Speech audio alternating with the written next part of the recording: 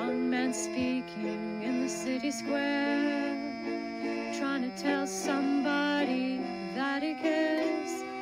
Can you blame the voice of youth for asking what is true? Yeah, the ones that you're calling wild are gonna be the leaders in a little while.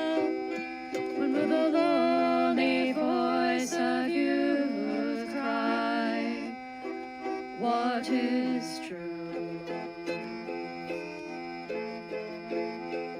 This our world's waking to a newborn babe, and I solemnly swear it'll be their way. You better help that voice of youth find what is true. And the lonely voice of youth cries, what is true?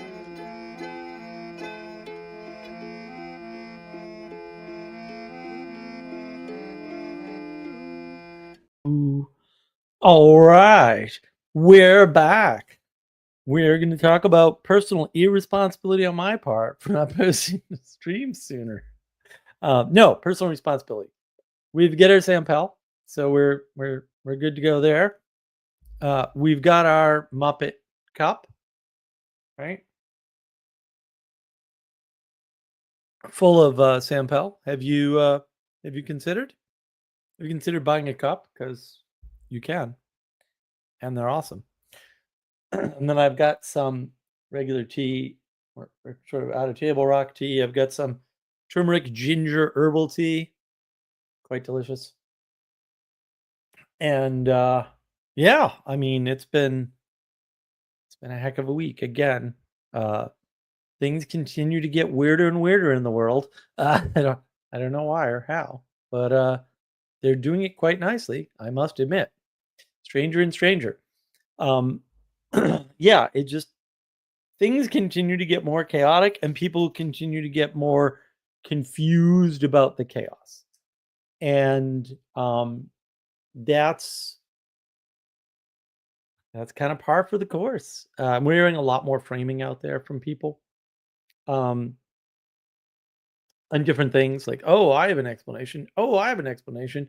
And you're going to hear a lot more of that. Different people with different explanations for the same thing because everyone's confused and chaos is everywhere. And there's basically an infinite number of explanations. And that's a problem. So this is my second live stream today. Some of you may have caught the earlier live stream. Even if you bailed on us, Hanselman. I thought it was quite a good conversation. So I'm very happy that Gustav's joined me and discuss and discuss surprise, which today has been a surprise because I'm definitely behind the eight ball this week for whatever reason. I got more of my book done though, so that's good. But yeah, I've just been noticing so many patterns, and a lot of things are becoming more clear, right? But more clearly chaotic and not not clear in the resolution sense. That's where people are sort of confused, right? And so yeah, you have to kind of, I don't know, roll with the punches. It's sorry, we'll watch later. Sister called me to dinner. Yeah, fair enough. You should go to dinner with your sister, but I just couldn't resist the unjustified assault. So so yeah, we're going to be talking about personal responsibility. So we'll see. We had to rush to get a thumbnail out and everything because I was just totally zoned today. I'm going to read out of our new sacred tome, The Bed of Procrustes, Aphorisms by Nassim Nicholas Taleb, who's been doing yeoman's work lately on Twitter. Finally, he's back to his old self. The role of the media is best seen in the journey from Cato the Elder to a modern politician. Say Sarah Palin. Do some Extrapolation if you want to be scared. So, apropos. Random reading. I love it. I don't know, sometimes I don't know how these things work out in the world. Um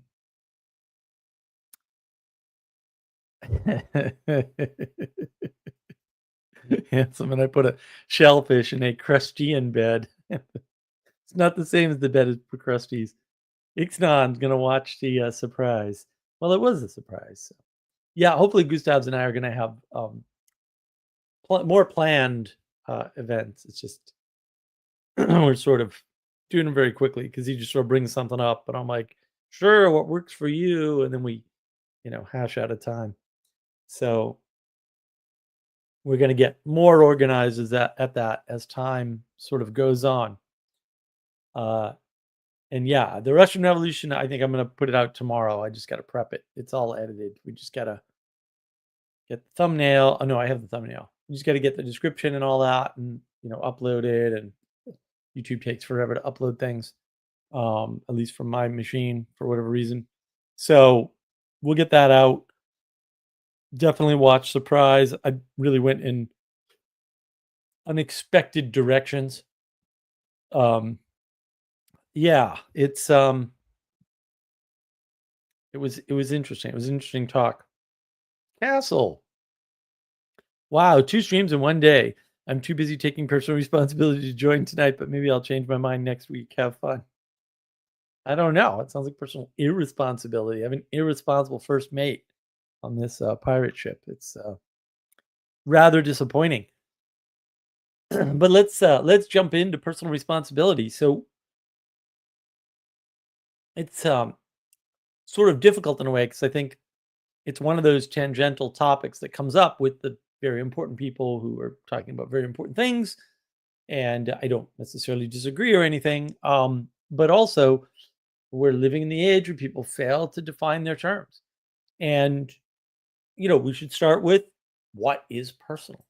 What do we mean when we're using the word personal? What the hell are we even talking about?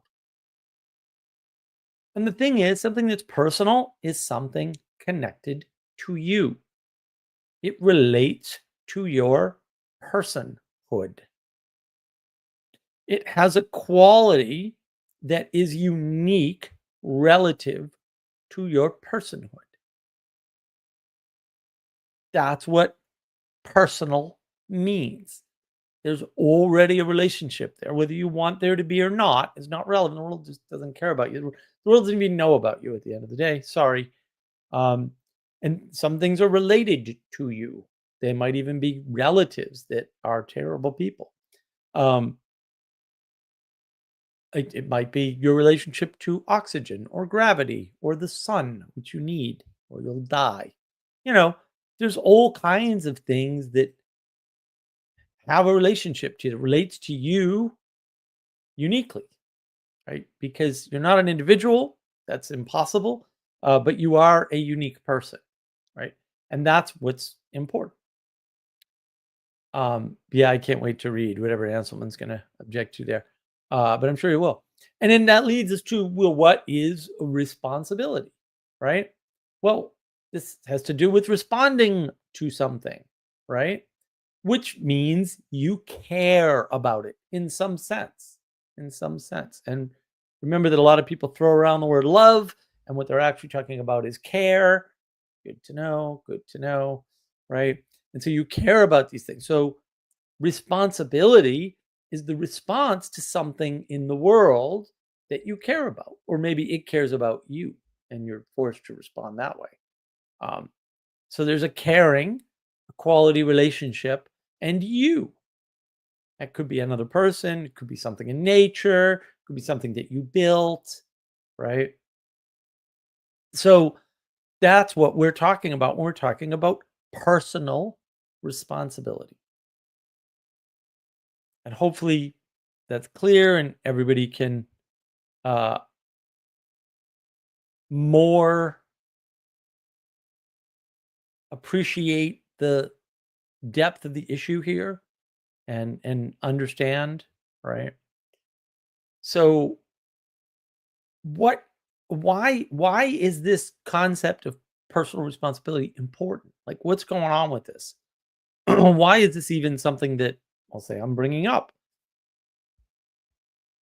And I would say it's because responsibility is a thing in the world, right? It's something that you kind of can't get around, right? You have to take some responsibility, but when you try to take responsibility for the wrong thing, when you try to respond to the wrong things, uh, people get upset, right? And this is because you're destroying the world for real. When you're trying to respond to the wrong things, you're trying to take responsibility, caring about the wrong things, um, everything gets worse. So, and I'm serious about this now, right? When you try to take responsibility for, I don't know, the temperature of the whole planet, right? All the weather in all of the planet. They call that climate. I don't know why. Um, Seriously, like I actually I don't know what they're talking about. Um, and you call that like climate change or something, you wreck the world. I mean, that's as clear as day. Now, we can go on and on and on about numerous conspiracy theories about doing it deliberately, right? And I'm not saying there isn't a deliberate component. There is. There are several deliberate components, but they don't all have the same goal, right? Al Gore was pretty clear. I saw his emails myself. They got dumped, leaked decades ago at this point. He wanted 1% of the $1 trillion energy market. Fair enough. At least we know what his goal was. Why they listened to him after those emails got dumped, I'll never know. But we live in the age of gnosis, and knowledge doesn't do what you think it does. So the fact that we know this didn't stop anybody from listening to that idiot when we knew he was just a greedy bastard, he and his friends. So that's the problem. You're caring about something you shouldn't care about because you don't have any control over it usually, right? You don't have any skin in the game with it either, right? It doesn't really matter who wins the Israeli-Gaza conflict or the Ukraine war or any number of wars on the continent of Africa that nobody ever talks about for some reason, right? Yeah, I mean, if you worry about these things that are far away, like these wars, you are taking your time, energy, and attention, your responsibility away from the things and people nearest you. And that's why personal responsibility is important, because you don't want to use up your responsibility on things that aren't the most important things to you. And that's where people are confused. And that's why this is an issue that comes up over and over and over again. To some extent, you could easily couch this as the definite solution to all the ills we're having today. If more people took more personal responsibility, a lot of our problems would be solved overnight. That is technically correct. Unfortunately, you can't force people to be more personally responsible. Like if you had to force them, it wouldn't be personal responsibility anymore. So it's true, but unhelpful. This is why in the age of gnosis, people don't understand truth doesn't do anything in the world. There's lots of truths. Most of them are unimportant or uninteresting. And the fact that they exist is Tuesday. And Tuesday happened many times. So I don't know why you think that has an effect on the world. It doesn't. And people seeing it doesn't either. Right? Pointing at something like truth as a solution to a problem is a good way to misunderstand personal responsibility. Right? Because now you are not responsible. You're taking responsibility away from you to make the world a better place and putting it on truth, which has no agency to make the world a better place. And you're saying, yeah, but those other agents would act according to the truth, which is just observably false. People ignore the truth all the time in all sorts of ways. But whatever. I guess we're blind to the truth of what I just said, and that's because we're not taking personal responsibility. Like when you're taking personal responsibility, I think Jocko Willink sort of couches this as extreme ownership, right? That is a different mode of sort of interacting in the world.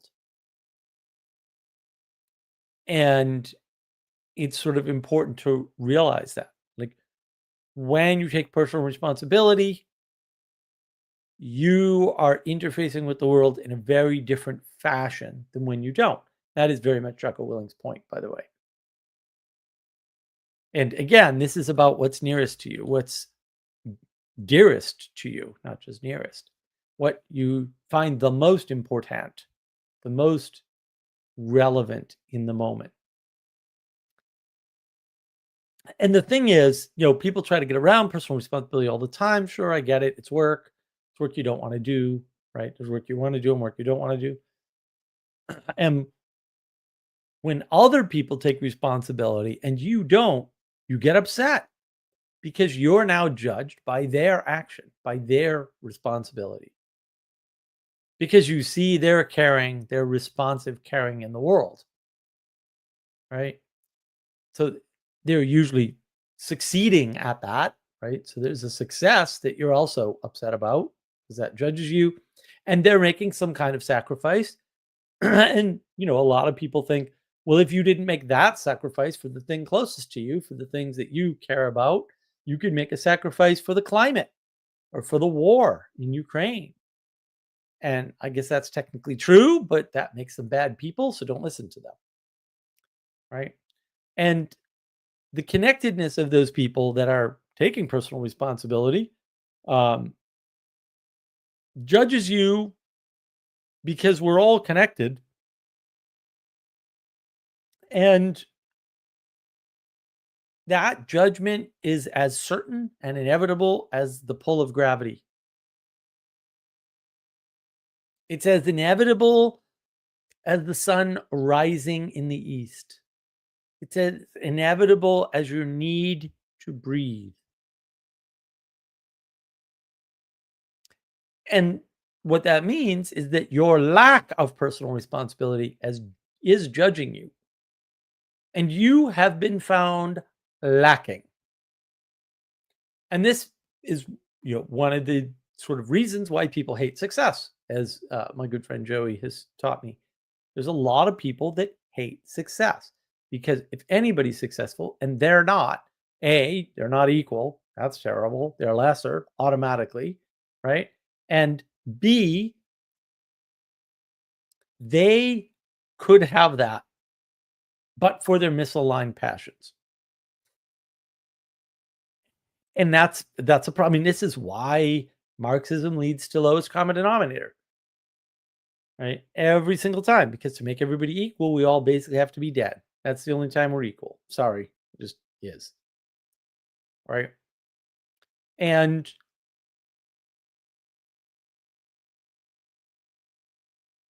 the thing is, when you feel judged by somebody else taking responsibility, when you feel judged by seeing somebody who's personally responsible, when you're not being personally responsible, you did that to yourself. No one did that to you. There's no reason for the anger. No one did that to you. You did that to you. That's it. The world exists, right? It's the result of living in a world that isn't static. It isn't disconnected. It's a world where you aren't an individual and the world actually exists. And because it exists and you're in it, judgment will follow. It's not optional. You will be judged by the world in which you exist because you exist there. You are in contrast, as are many other things, to that world. You don't have to be. You could do some cooperative processing and get along. Wouldn't that be better? And so, what does it look like to have a lack of personal responsibility? Well, usually your life's a mess. Your room's not clean. You don't have your life together. You don't have it together. You're not with it. You're not able to execute on anything. Because part of personal responsibility is maintaining the things around you. so that not you can use them right away because you can't use most things right away, so that they're ready for you to use when they're needed. And that's super important. And people don't sort of appreciate that. But that's what a lack of personal responsibility gets you. It gets you a chaotic life. It gets you a life where you're untethered, you're indomicide, you're not doing well, you're not able to pull yourself up by your bootstraps because pulling yourself up by your bootstraps doesn't work when you're being irresponsible.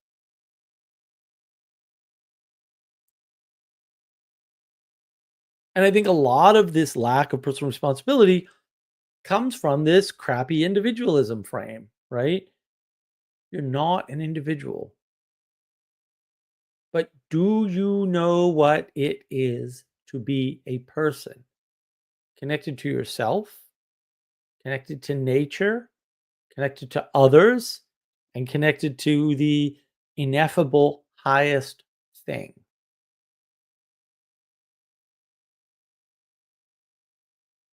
A person is connected to the rest of the world. That's why you need to respond to those relationships in a caring way.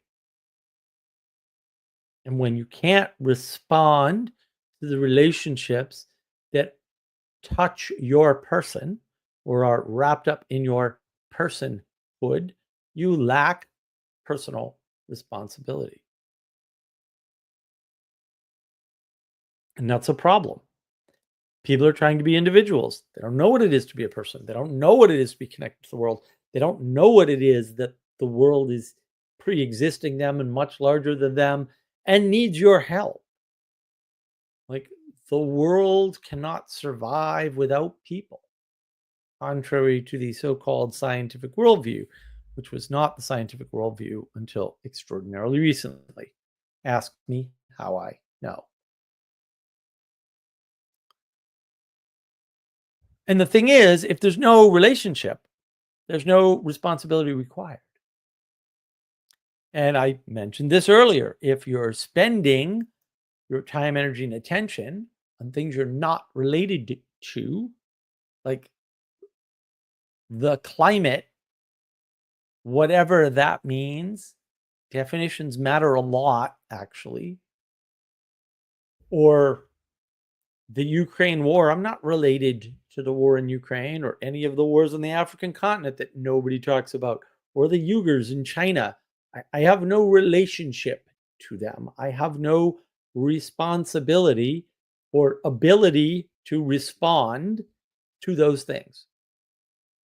If I try, I end up probably getting it taken advantage of, doing very little actual good for a hell of a lot of effort, and ignoring the things that I am directly responsible for, that I am connected to locally.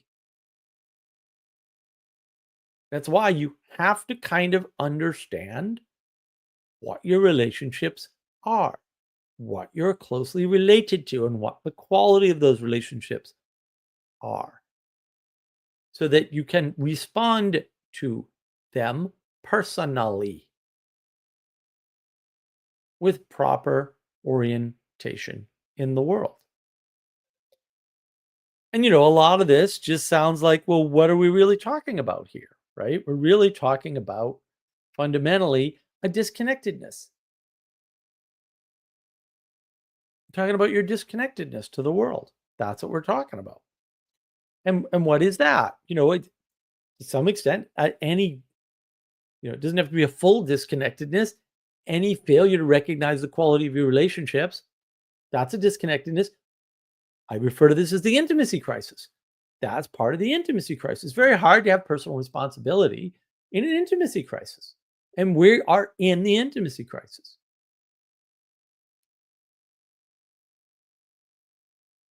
It's a big problem. Like, we don't understand the qualities of the relationships around us. We don't even understand that relationships have qualities. We think there's something like trade, or there's something like how we interact or transact. And it's like, oh my goodness. I don't have transactions with my best friend who I had to talk to last night while the moon was getting covered by whatever the moon was getting covered by. Did not turn red here, by the way. But we did have clear skies, so that was good. And the thing is, as Jordan Peterson talks about, where responsibility has been neglected, opportunity lies. And there's a couple ways to look at this, right? Like, you have an opportunity to be better by taking personal responsibility. If you don't take responsibility to the things closest to you, somebody else will take that opportunity. And they're basically going to control your life. And that happens. So you should think very carefully about this. This is not a trivial problem where it's like, oh, people just need to like be more responsible. It's like, no. Also, being more responsible might put you in the climate change camp, or whatever foreign war camp, rather than orienting you towards the things that you have quality relationships with.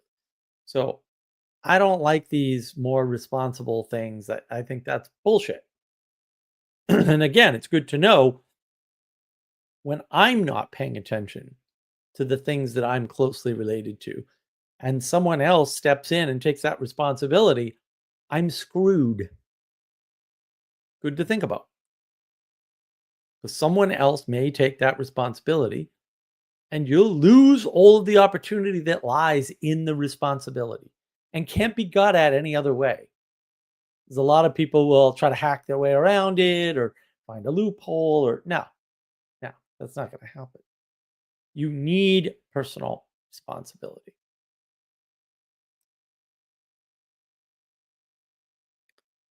And that's where all the opportunity is, in responsibility. The biggest potential that you have in this world lies with the thing you have the most control over, which is you. So get that in order first, and the rest will follow. How do we recognize somebody who is not being personally responsible? Maybe they don't have the right relationship with the world. Well, one way is people who are not personally responsible will give credit only to themselves for anything that happens around them that they were involved in. They won't talk about the role of other people. They're not able to be personally responsible because they're not responding to the quality of the relationship. They're relating everything back to themselves. That's a red flag. We could go with narcissism on that if you'd like. That's fine. It's definitely a red flag. When you have somebody that's doing something, we'll say rent free, right? Or parasitic, they are feigning responsibility without sacrifice. But of course, if you're not sacrificing at least your time, energy, and attention, you're not responding in any reasonable way. And you can't be responsible without making a sacrifice. It's not possible. It's not a thing that you can do in the world. Right? It's not optional. So, how do you take personal responsibility? Well, first, recognize what you are connected to. All the things you have a relationship with. Whether, let's say, voluntarily or not. Because again, you were born into a world and that happened to you. Sorry. Happened to all of us, by the way. So don't cry too much. It's not like you're special because you're not. You might be unique, but you're not special. But you need to know what's connected to you and what you're connected to. Like, you need to know that. You need to know how it works. You need to know something about the qualities of that relationship. And what quality is that relationship for each of those things? But that's going to be insufficient because you haven't noticed up until this point, until I mentioned it. That might be a hint at how much you suck. Ask others, right? Where you can do more.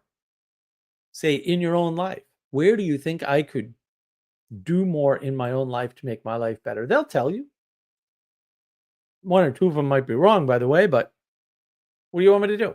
It's not a perfect world, and you're not a perfect person, and the person you ask is not a perfect person. It's imperfection all the way down. Sucks. Other people will tell you, well, this is what you could do. You could probably do more here, right? And that's very generous of them, right? Interact with the things closest to you first. Get them out of the way. Take care of them. Things that are furthest from you, interact with last. Look, maybe you have enough bandwidth to organize a food drive for Ukraine. I don't know. But you only do that after all the closest connections are taken care of. Your family and your friends,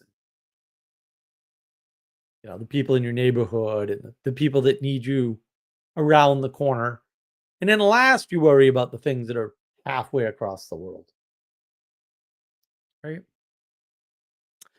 Engage in a process of contemplating where you are in the world. Where are you in the world? I don't know.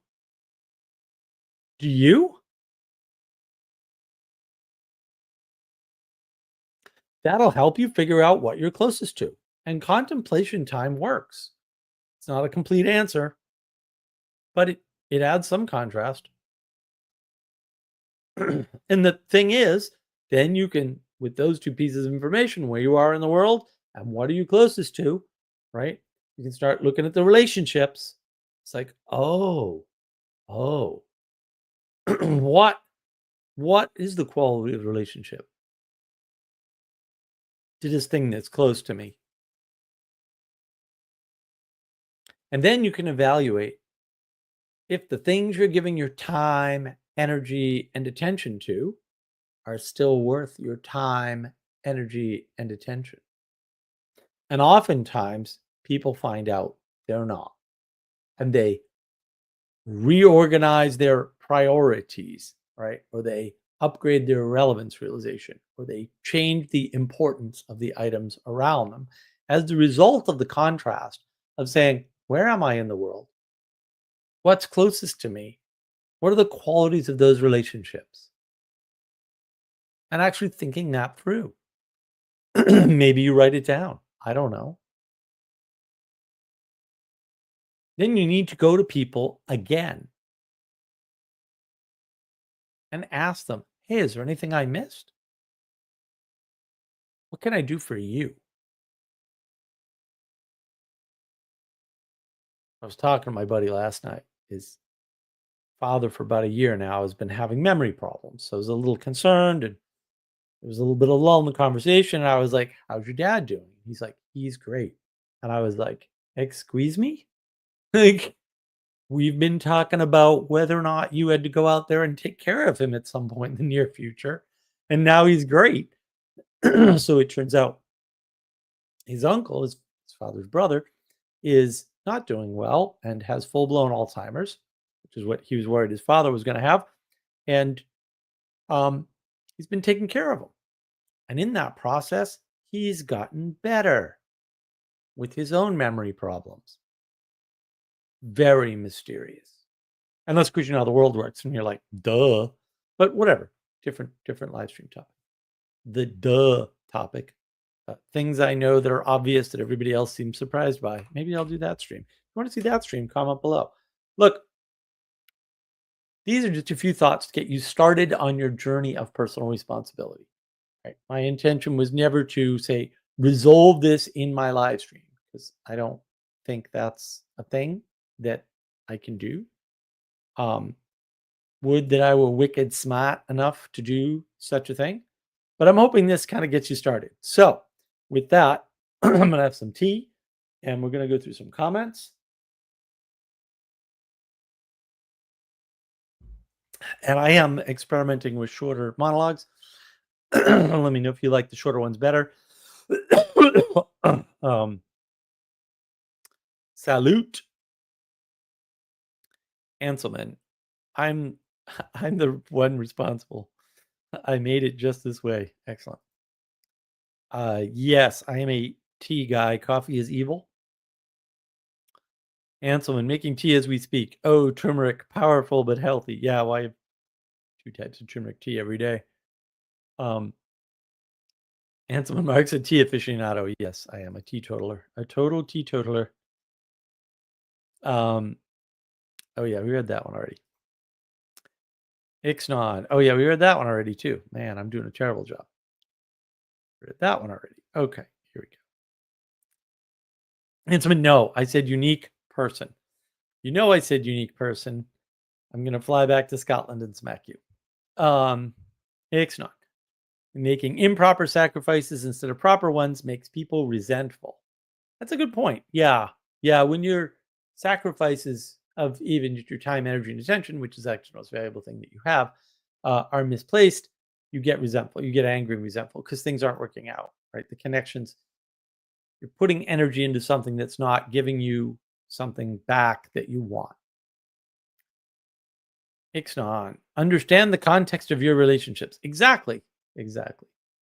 Right. You have to understand that. Otherwise, you're not going to know where you sit in the world. You're not going to understand how things work. And so when we can unite with others to seek change, what our governments do in our name, getting involved in foreign conflicts, well, the job of the government is to get involved in foreign conflicts. And you're not supposed to be able to determine whether or not that's good or bad. And the reason for that is that you can't, because you don't see the world the way they see the world. And yeah, I'm getting closer to doing this video about that. Actually, 2 videos about that. One's going to be an animation, roughly, or animation heavy. Anselman, protest against our nation's wealth being used in wars. Well, actually, your nation's wealth is kind of for wars. Just, I wish we didn't need them. Taxation is because we've got parliament and got rid of the church. Church only taxed you 10% and gave you all the same services, only better. And the government has so much money it wants to go to war constantly because it can't spend all its money. I don't know. Just saying. Anselman, be a good neighbor. Yes, you should be a good neighbor. It's super important. Anselman, everybody you interact with is affected by you in some way. That's correct, great or small. No encounter insignificant. Right. Right. And that is the problem. Like, we're very much treating the world as a set or series of transactions. And the world is not a set or series of transactions. That is not what the world is. And if you're confused about that, you are not going to be able to take personal responsibility for the things that you need to be responsible for. And that's just going to make the world worse, because that's reliably what it does.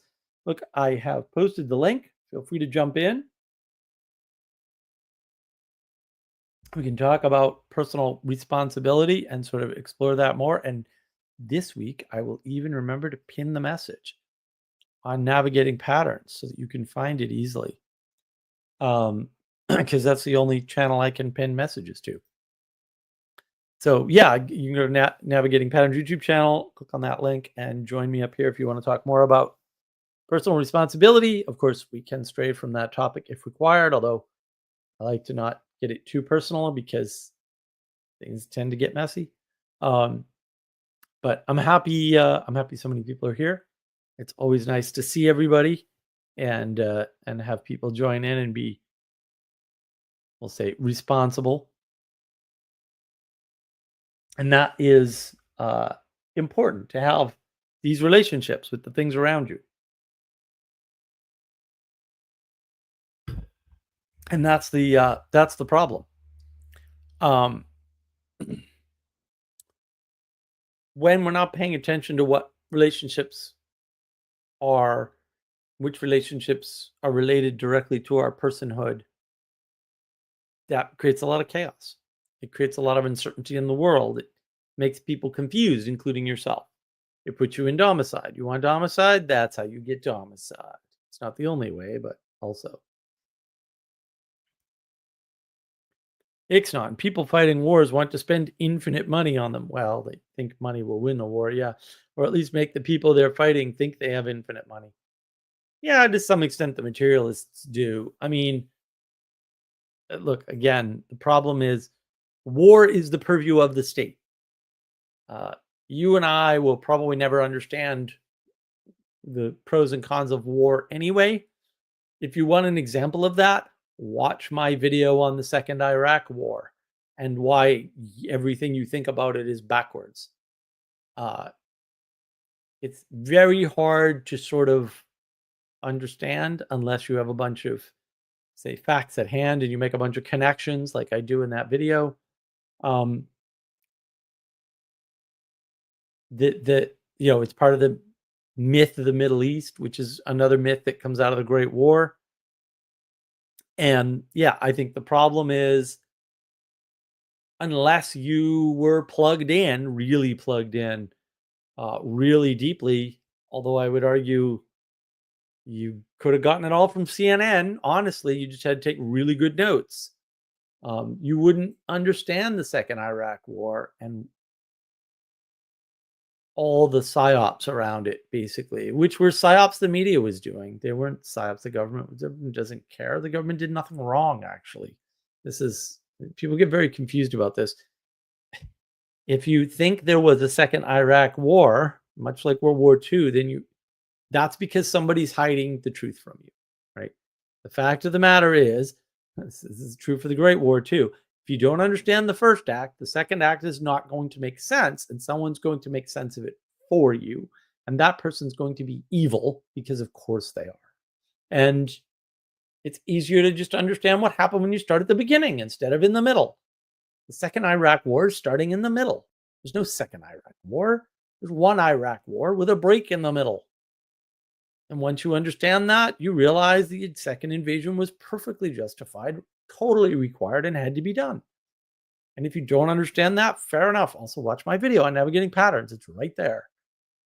And maybe you can understand the art of nuance and the art of detail and the art of having all your facts sort of written down and note-taking and all of these things that I talk about on the channel.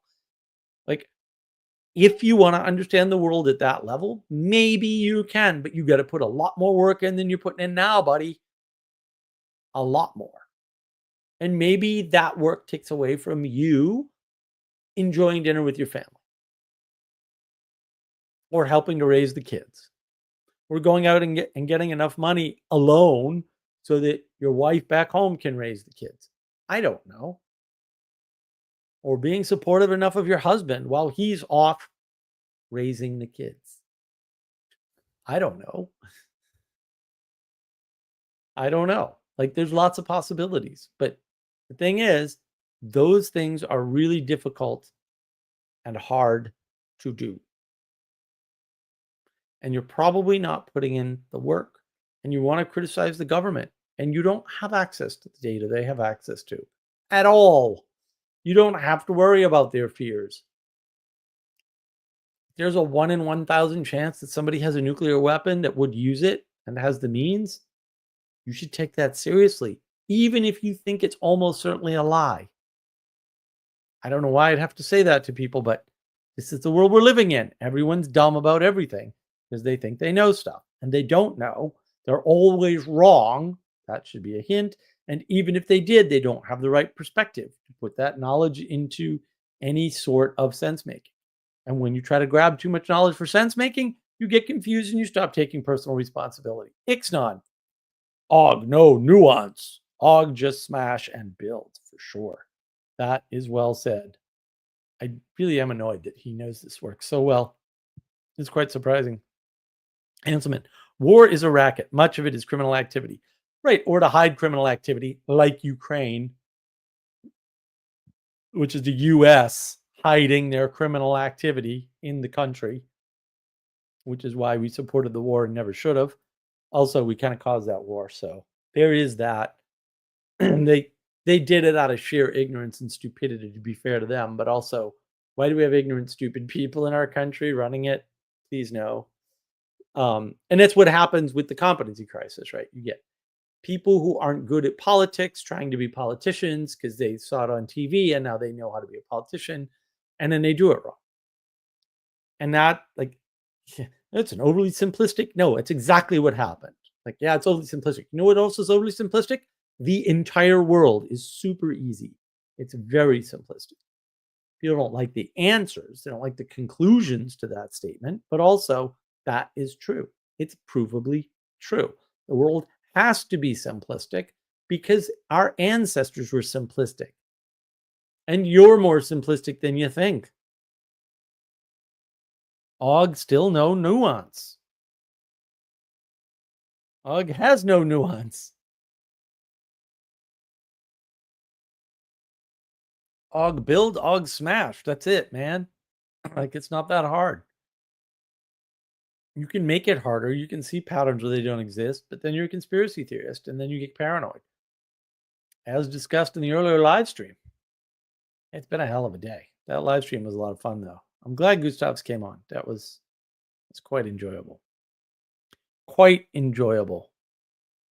But this is sort of the paucity of our age, is nobody wants to take responsibility, personal or otherwise. And it's, it's the problem of you want to build things in the world and you can't even keep your room clean, rather. Yeah.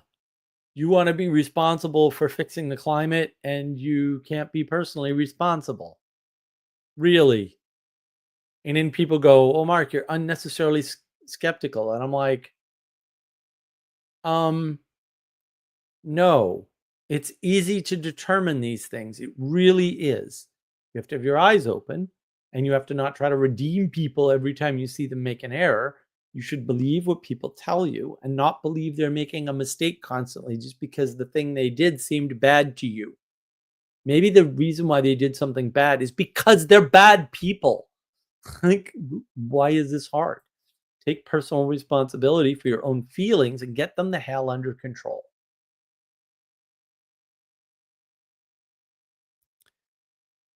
Anselman, do you think church will come back strong? No. Before you can fix a problem, you have to recognize a problem. And this is part of the problem of binary thinking and the false dichotomy. Okay. This is not a two-way battle between the people who understand the importance of religion and the people who don't, or the people who are in church and the people who aren't. Okay. There's three factions. Okay. There's the righteous faction. There is the unrighteous faction. And then there are a bunch of people in the middle trying to make it. And that's the large majority. And again, this pattern shows up everywhere. In the United States, the largest group of registered voters is called independent. It's not Republican and it's not Democrat. It's independent. There's always three groups. The problem with the church is that it is suffering from the problem that created the new atheists. And until and unless it starts to understand that and fix that problem, the churches will continue to devolve into Gnostic, heretical, pagan sects or cults, mostly around hippie Jesus. There are technical reasons for this. I use my words very precisely, carefully, and deliberately. You need to take them very seriously. There's a lot of thought that goes into Gnostic, heretical, pagan cults or sects around hippie Jesus. A lot. This is why the Protestant churches keep splitting. This is what Pastor Paul Vanderklay talks about when he says, oh yeah, the third rail of, gay marriage, yeah, it splits every church it touches. That's not a problem of people in church and people out of church. That's a problem of materialism in the church. Individualism in the church, objectivism in the church, which is all intimacy crisis related. The meaning crisis is downstream from the intimacy crisis. Intimacy crisis comes first. Ixnat, maybe people shouldn't have been told that anyone could grow up to be president. Maybe. I agree. I agree. Or at least a healthy understanding of what president means in the United States, which is president has relatively tiny amount of power. And you may say, but Mark, Trump's changing the world. Of course he is, through exemplification. Somebody else could do that without being president, though, actually, because it's happened in this country a lot. How do you think we get into this mess? Oh, kind of has to be that way. Couldn't have been bad voting alone. When you have a president who exemplifies violating his oath of office by sleeping with his intern during business hours at work, which should have been the core issue, by the way, you get bad exemplification all the way down for a very long time. But yeah, we've been told too long you can become anything you want to be and garbage like that. And none of that was ever true. You have limitations. I don't know what your limitations are. I have limitations. I don't know what all my limitations are. I know I can't learn guitar. I've been trying my whole life and failing miserably. I get it. There's a limitation there. I don't understand it. I don't need to. I'm not going to overcome it. I get it. I'm okay with not overcoming it. There's lots of things I want to do that I can't do. I'm just not that bothered by it. Right? I'd rather be here trying to help you people as best I can. And, given the limitations that I have due to my illness, this is probably the best I can do. So I'm going to continue to do it. Mr. Turner, can personal responsibility scale? Is it primarily individualistic? No, it's not individualistic at all. It's personal. It has to do with persons. It doesn't scale. It is the statement that you have a role in the world. You are personally connected to the world. The world has relationships to your personhood of a certain quality. When you put your time, energy, and attention towards those roles, the world gets better. You don't need to worry about it. Like, it's weird, right? Because even in material science, you strengthen the bottom and the top gets stronger. You don't strengthen the top. You strengthen the bottom. You strengthen the smallest piece. So I don't understand. I legitimately do not understand this. Like, I want to fix the climate. I want to help the people in Ukraine. I want to solve hunger in Africa. Why? The way you do that is be better. Period. End of statement.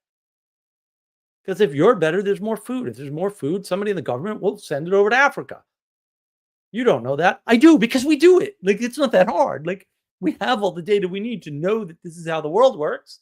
We just need to say, maybe I'm not involved in that in the way I'd like to be. Yeah, maybe. Maybe you're in a band and you're not the best songwriter. Yeah, maybe. There's a documentary I saw years ago on the Monkees. And the Monkees were, was that 1960s? I don't know. It was before my time. So the Monkees were like this band, but they were a TV show at the same time, but like there were some musicians in the Monkees and they wanted to write songs. And the guy who came up with the TV show was a reasonable person. He was a fairly nice guy. I can't remember the guy's name off the top of my head. And the Monkees wanted to write, or at least one of them wanted to write their own songs. And they had, I think it's Michael Kirshner, who is like the greatest rock guy of all time, apparently. I don't really understand. This is all before my time, right? But they had Kirshner working on their team as a consultant. And Kirshner was like, no. I will get you the songs. They will all be hit songs. They will all be the number one song. And he did. He was getting them number one songs. And eventually they were like, listen, we want to write our own music. And Kirshner was like, screw you, screw this. You're not that good. And the guy who ran I guess it came to blows and stuff, like physical altercation at one point. And so Kirshner stormed off and said, screw you, you can fail on your own. And they wrote their own song, and it was fantastic, by the way. It was not the number one song. It was like the first, I might be getting the story a little bit wrong, but like it was like the first show on the Monkees that wasn't a number one hit on all the charts. but it was like number 2, you know, like, and the guy who ran the thing was like, well, I never understood what Kirshner was on about, because that's good enough. It's good enough. What do you privilege? You privilege making your cast of your show and the people in on your project happy? Or do you privilege being number 1 on the charts at the cost of making those people happy? Yeah, I think so, Anselman. I think it was Mickey Dolenz. But I don't remember all the details. But they're not that important, right? This is, people get caught up in the details, right? I'm like, no. This isn't how patterns work. Patterns are detail independent to some extent, or orthogonal is probably a better word. Like, they're not, you can't do without the details to see the pattern or be in the pattern, but the details are very fungible in a pattern. And so that personal responsibility to the people that you're doing the show with, that are the musicians that you've chosen to be on this journey with, is more important than some overpaid jerk off rock consultant and his ego.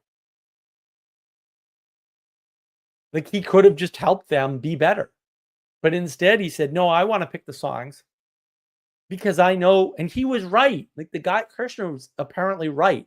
Every song he ever picked was a number 1. Like, the guy's amazing, apparently. Again, I don't know that much about him, but I mean, you hear about him if you look into music a little bit. But why worry about that? That's dumb. Worry about the people closest to you. and that's the thing. Yeah, it's super, super important. You don't need to scale it up. You just need to do what you need to do, and the rest will take care of itself. And maybe that result isn't what you want, or maybe you can see a way in which you think that that result could be better. And maybe you're right, but if you're not in a position to change it, it doesn't matter that you're right. No one cares if you're right. Sorry. No one. This is the story of my life. No one cares if you're right. What do we got? Anselman. Yes, there's a tendency to blame incompetence instead of evil motive.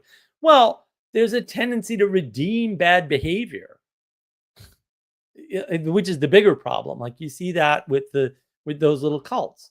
The minute anybody does anything wrong, except me, because I don't do any of the things that they've ever accused me of, by the way, which I find amusing, they'll be like, oh, well, there were extenuating circumstances. And I'm like, no, there weren't. What are you talking about? And then they end up letting snakes in their little garden there, which isn't much of a garden, to be fair.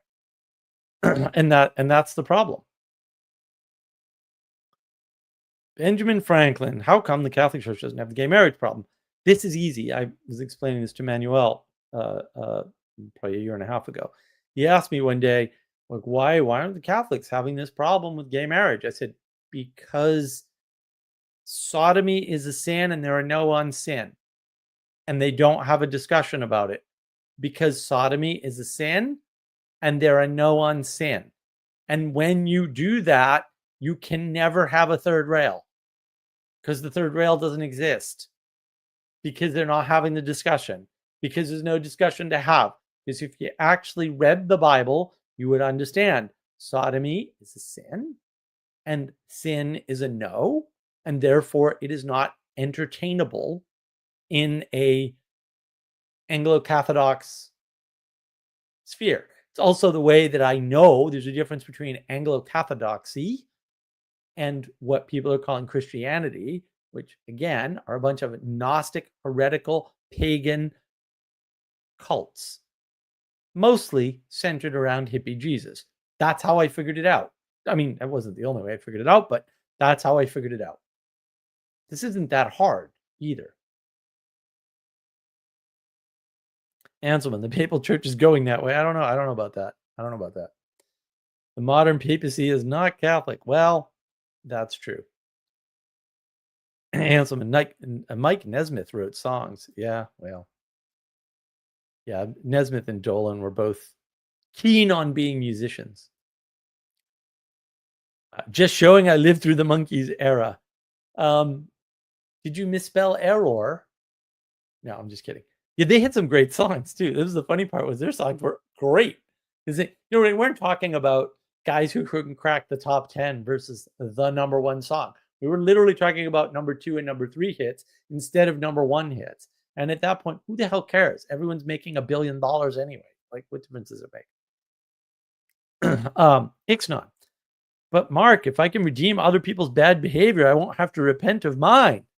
That is true. Maybe you're onto something. Ixnon might be onto something. If you're busy redeeming other people, you don't have to look at something about a moat and an eye. I don't know. I didn't read that book. Yeah. Anselman, some cardinals want to say otherwise. And Francis says he can't judge. Yeah. Listen, Anselman, let me explain something about the Catholics. I know everyone's like, but what if you get an Antichrist Pope? And the Catholics, honestly, are like, yes, we've had those before, and it's still better, and we'll this too shall pass. Like, that's their whole attitude. It always has been for thousands of years. Their whole attitude is, we understand every once in a while we're going to get an Antichrist Pope. We get it. Also, you don't have a better answer. We're going to support our Pope no matter what and pray for him and pray for all the bad Catholics, right? That's still their attitude, including all the bad cardinals. And, a lot of people like, oh, look at these modern popes. I'm like, have you seen the history of the Catholic Church with popes? These guys ain't so bad, actually. I'm sorry. We haven't had any really bad popes in quite some time. Like, I don't know what to tell you. Like, it's been slowly getting better, believe it or not. It's not a an upward progression towards goodness, and I can't say I'm not disappointed that Francis got better, but also, like, look, there's a line to be towed, and there's a book by Stephen R. Donaldson. Actually, there's 2 books. There might be 3 in the series, but my 2 favorite sci-fi fantasy authors, Donaldson and Raymond Feist, swapped at one point. They swapped genres. Each one did the other's genre, basically. It's hysterically funny. And yeah, Feist wrote Fairy Tale around the same time, I think, if memory serves, as Donaldson wrote A Man Rides Through and A Mirror of Her Dreams. And I forget which one comes first, but you need to read those books. There's a very important pattern actually, there's several, but there's one main, very important pattern in the book. And I think I've talked about this before. It's not really a spoiler because, a good story can't be spoiled in that way. But effectively, the king starts acting crazy and making everyone closest to him doubt his sanity, except his most loyal guys are like, you know what? Maybe he's insane, but we're going to stick with him.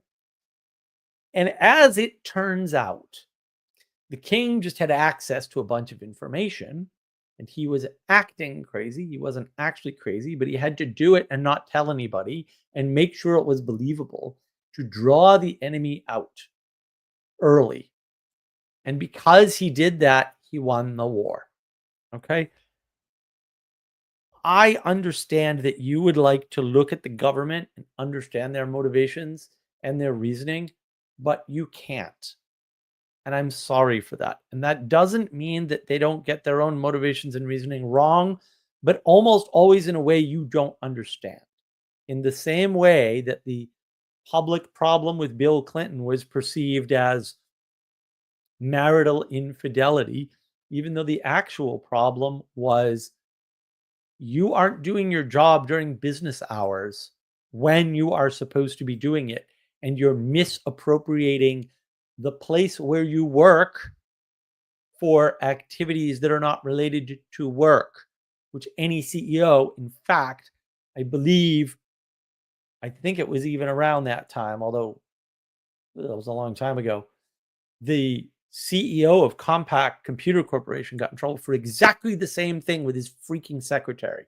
Exactly the same thing, except he lost his job and Bill Clinton did not. Okay.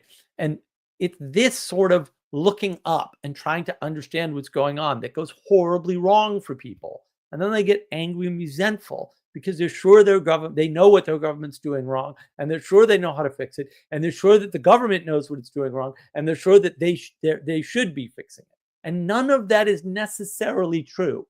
Sometimes it will be true, but you won't know when that is. That's really the problem. Most of the time, none of that will be true, and you're just wrong because you're not there. It's very hard when you're not there to understand what's going on. Whether it's the head of your company or your immediate boss or whatever. It took me a decade to figure out why certain people were in certain positions in companies. I was like, this person's incompetent. Why is he here? Well, he had something to bring to the table, which I didn't understand. That was my failure. The company wasn't doing anything wrong. Sometimes it was. But most of the time it wasn't. There was a grand plan in place. There was something going on. A lot of people don't realize too, like a lot of people get promoted in a company so they can be fired. And the reason for that is the following. So you've heard the fail upwards and, shit floats and all that nonsense, and you rise to highest level of incompetence. That is true for some people in a way. Most of the time, though, the assumption by a company is we hired this person for a reason and we put them in the wrong place, but we hired them for a good reason. So we just need to move them around until they find the place because we saw something in them. We just need to match that something to our corporation. Sometimes that's actually true. Sometimes that's true, but impossible. But it's not immediately obvious because people don't know what they're doing. Sorry, they just don't. And when you don't take personal responsibility for the things around you, you worry about this bigger stuff that you don't have a good perspective of. You just don't. Answer.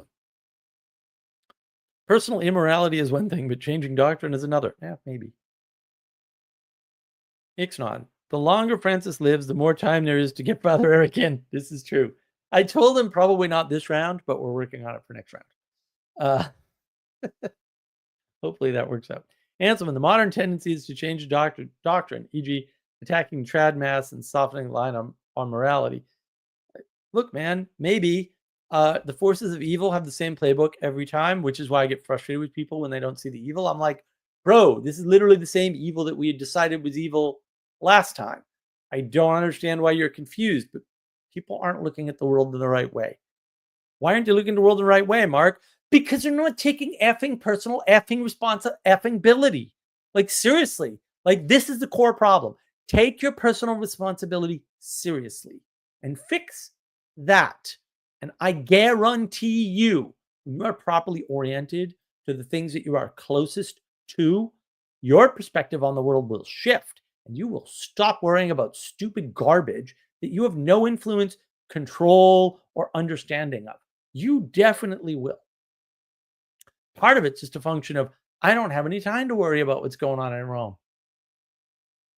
Yeah, you really kind of don't. And the thing is, if the barbarian hordes rush in with the cardinals at their fore and swords at the front, and they come to my house, they're all going to lose. So I don't care if that's what happens. I really don't, because I've taken personal responsibility and been as prepared as I can be. And if I lose, oh well, at least I'll die with my boots on, as the song goes. Hopefully Ethan's watching. Like really, like that still is the answer. Like it's not that it doesn't scale, it's that the lowest layer scales automatically and you don't need to worry about that. But worse, if you do worry about the non-lowest scale, your personal responsibility, you take away from your personal responsibility. Stop doing that. Get your ducks in order first. Like seriously, clean your effing room. Or at least have somebody clean it for you. like certain people do on this stream. Oh, I might be the only one on the stream. Ah, damn.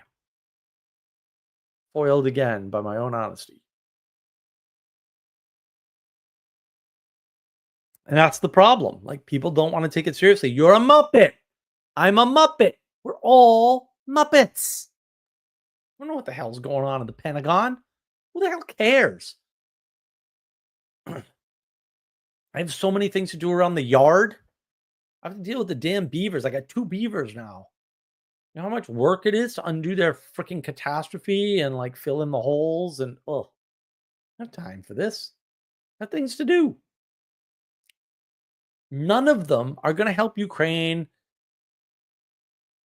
or Gaza or Israel or whatever country on the continent of Africa is on fire today, or all the starving Ethiopians. I'm sorry, man, but like, let's be realistic.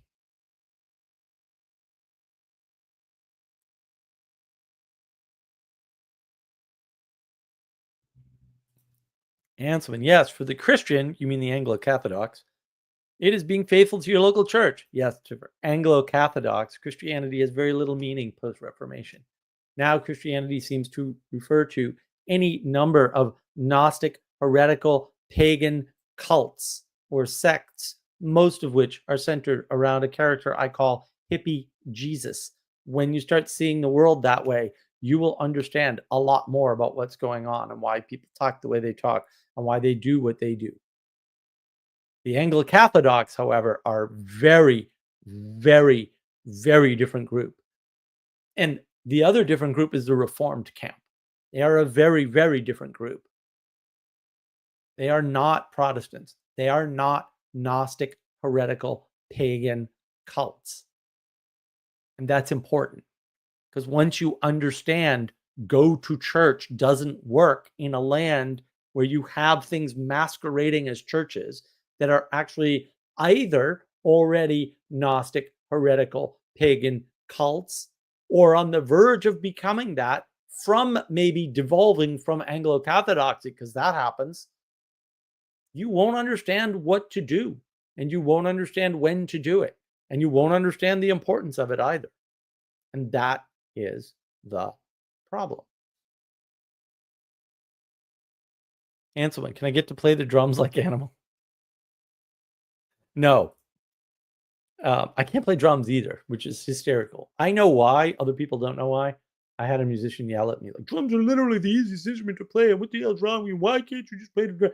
And I'm like, bro, what are you talking about? Like, nobody even taught me how these things work. Like, I don't. So, yeah. So it turns out in music, which I did not know back then,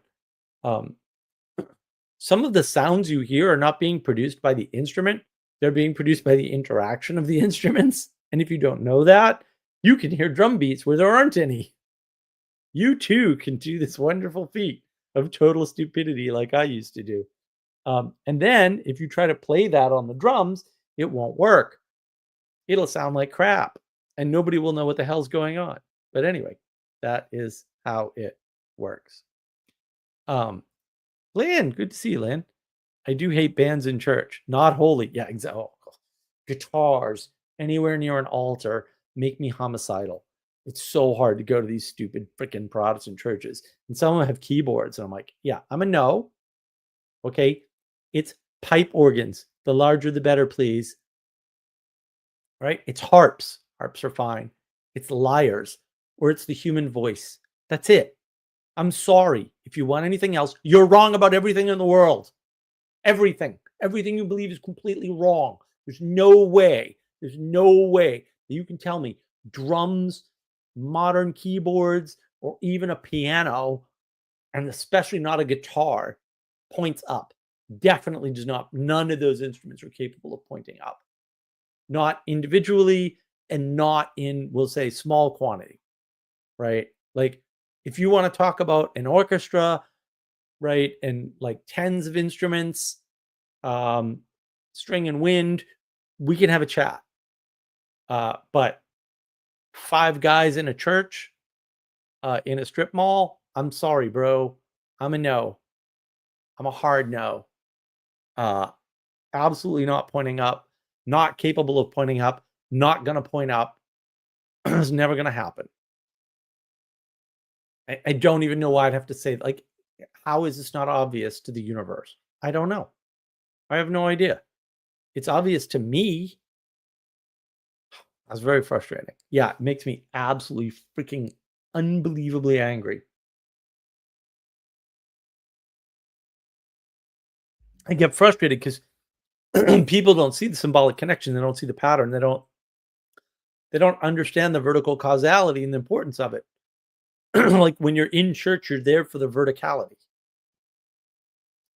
You're not there to get together in community in that way. You're there to commune, which is way higher than mere community. It encompasses community. Of course it does, but it's higher.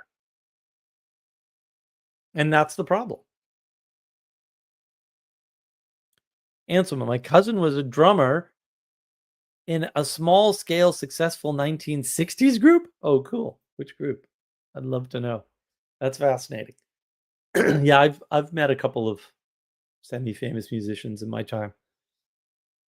Believe it or not, back in the 1990s, Somerville, Massachusetts was in some years the most heavily populated per capita place on the planet, beating out Mexico City. And throughout the entire 90s was the per capita highest artists and musicians in the world city, Somerville, Massachusetts. I lived in Somerville for a short time with the dirty, smelly, druggy hippies. I do miss some of them. Also, I don't miss that. I only did it out of necessity because before that I was homeless. So the alternative was pretty good, living cheaply with dirty, smelly, druggy hippies. And learning so much about the world. Oh my goodness. And almost all of them can't do critical thinking anymore. They can't logically reason things out anymore. They all have derangement syndromes of one nature or another. Climate derangement, Trump derangement. There's so many derangements. Virus, fake news, scam, virus derangements, Ixnon, the unity comes out of the upward attention. Yes, I will add the unity that reaches up and is properly oriented to the wholeness above. Right. Comes out of the upward attention because the wholeness is a better word. Unity is emergence, and you need emergence. You can't do without it, but also it's not the thing. Anselman, the Big Six, probably only known in Scotland. Interesting. I will look them up. They cut a record on the Chuck Berry cover. Nice. I love it. I love it. That's cool. Yeah, it doesn't sound familiar to me. And I've been delving into sort of music history lately. So just a little bit on the rock side, just because I was like, wait a minute. Are these patterns in music? Oh, yeah, there they are. They're all over music. I'm like, oh, I didn't really know that because I didn't pay attention to music in that way. My problem is I have really good importance, really good relevance realization. So what I do is I like the top 10% of everything, and I like the bottom 90% of nothing, and I can get away with it because I can see it. And so, yeah, I mean, there were a lot of, say, heavy metal bands, but there's really only like Metallica, Metal Church, and Tool. Let's be honest. There's a few others with some good songs. But Sabotage, Hall the Mountain King is an excellent album. But this the other Sabotage work isn't as good as Hall the Mountain King is fantastic. But the other bands, I don't even know who they are. Like I just like whatever. And I used to see some of them. Like there was a band called Shadows Fall. Where were they? Were they in Boston? Might have been in Boston area. They might have been in Lowell though. I forget. I was living in Marlborough at the time, but I was working in Chelmsford. I went to go see this band Shadows Fall. I'm fairly sure they were in Lowell. And they did Metallica covers and then some of their own work. But they were a scream metal band, and I don't like that. But there's some other good stuff. There's like Opeth and a few other, really good sort of European heavy metal band. Anyway, there's some unknown stuff that's really good, like Triumph, which is obviously Canada's greatest band. I only say that to piss off the Canadians because obviously it's Rush, but also Triumph is really good. So Sport of Kings is an excellent album. Yeah, I mean, when you start looking into the history and not just say the top, because Metallica is an outlier in the music industry. Like they're completely insane, nutty people. Their rise and how they got to where they got and sort of what it all meant to them. And they changed the music industry forever, right? At least in that genre. That's not representative of the whole thing. And once you sort of understand that there was a system in place and how that system got broken by bands like Metallica and Rush, then it's like, oh, I see.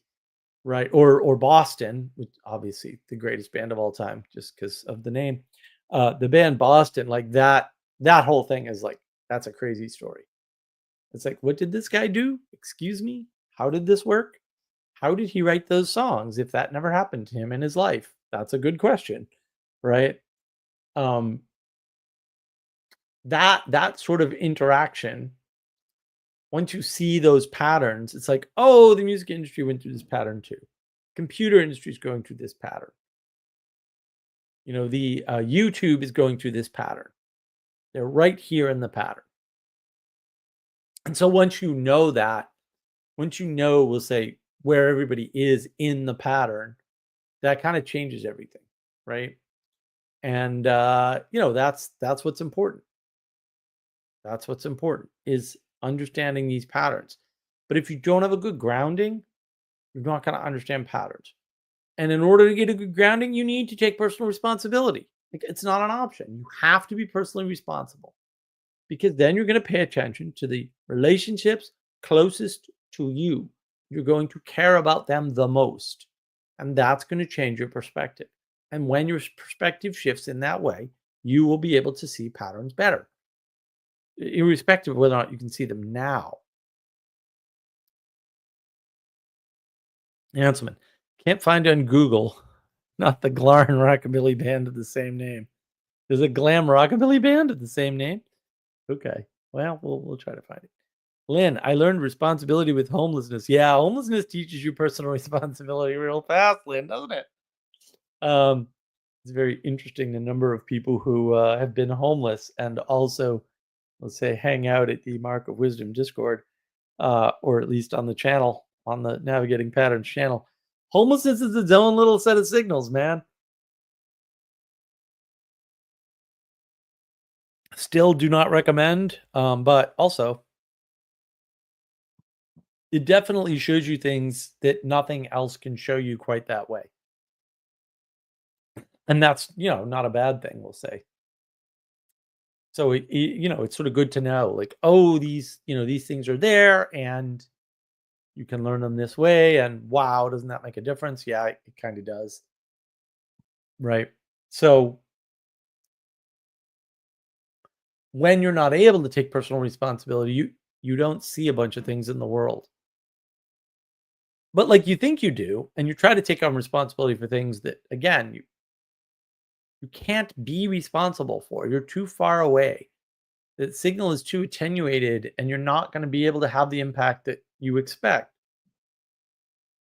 A lot of these things where people are like, oh, I, did a charity and helped all these people in the Ukraine war, and you look into it, and that's one person being held up by a 50-person effort.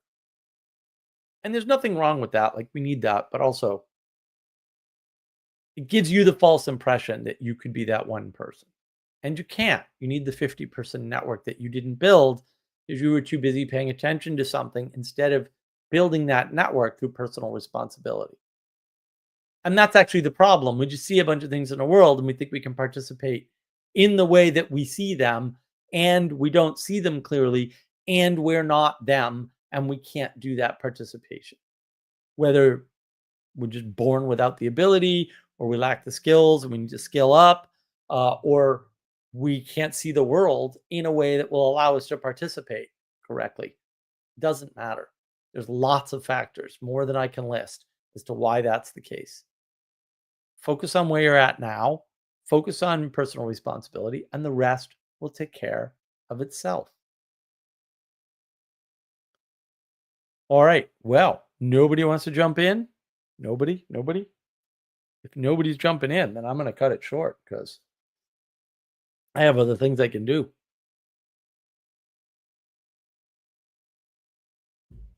There is no doubt a new episode of Severance out. So, for example, I could go watch that. Although I got to catch up on Wheel of Time, which is fascinating. I know Ixnan's all upset that I'm watching Wheel of Time. It's fascinating to watch because, like, once you start seeing the patterns, especially post language creation read, you start to see these things and you're like, oh wow. So they tried to avoid this, but actually it came back here. And they tried to avoid that, but actually it came back here. And they tried to skirt around this problem, but actually it came back here. And it's just like, oh man, these people. And then you kind of realize, like, sorry, but I've read what's his face's writings. I can't remember his name now. He's not a good writer. Like, I do not understand. Like, people like J.K. Rowling, not a good writer. Sorry, she isn't. And I think people get really confused. I was talking about this. Is that earlier today, or maybe it was yesterday? No, I think it was today. You look at a series like Doctor Who, and you're like, where did Doctor Who go horribly wrong? And I'm like, a good story can hold a bad character, right? Or a bad set, or bad acting, right? But if you have too many of those things, everything falls apart. Right? It's complexity collapse. A good actor can hold a bad story in some cases, as long as the other things aren't too far off. But some actors aren't good enough, like Capaldi was not good enough to hold together the bad writing, right? And the other bad characters, which is, bad storytelling, which is different from bad story, right? So some people get rather enamored with concepts, and then they're like, oh, this is a cool concept. Wheel of Time is full of interesting concepts. It's also crazy Gnostic Western Buddhism, but whatever. Like, I don't care. Like, I'm appreciating the visuals in that are quite good, and some of the special effects I rather like. But just seeing the story and how poorly written it is, and like the poor understanding of what's going on, is it teaches me a lot. But of course, going into it knowing this guy didn't know how to write anyway, so whatever. I've like picked up his books, and it doesn't take me long. I just read a few sentences, and I'm like, poor sentence structure, poor grammar, inability to tell a story. Right, this story's never going to have an end. I can just tell right away. Right, very few lines. You can go, oh, this guy doesn't know how to end a story. Right, and some people can start a story but not end it. Some people have really interesting ideas. And like Philip K. Dick had some really interesting ideas, right? So they built the Blade Runner movie on a really interesting short story. Wasn't a movie, right? How that got built up. But people don't realize to what extent that's possible.